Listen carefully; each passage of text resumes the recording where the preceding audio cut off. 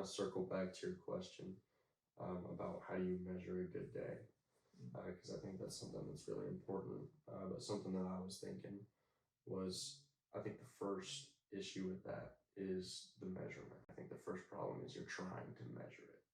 And that we live in a world that is just so analytical and so statistics oriented, and we're all just focused on numbers and measurements and all this stuff. And at the end of the day, I think for me, if I spent the day doing whatever it was, but I glorified God, that's a good day. That's a day very well spent. Whether it's you were at work and you talked to a coworker about it, or you were an example of Christ, or you spent the whole day playing video games and not that I recommend spending every day playing video games, but I can glorify it somehow.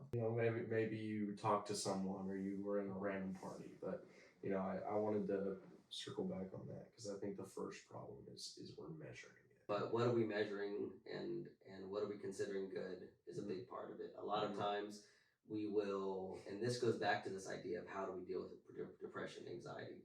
A lot of times what we ascribe to something makes it good or bad. Like the actual fact of whatever it is neutral. And depending on what value we place on it or what perspective we ascribe to it determines whether we deem it good or bad. We can look at tragedies in our own lives. We can look at hardships that we've gone through, and in the moment, it was terrible. Now we can look back and see, that made me the man that I am today.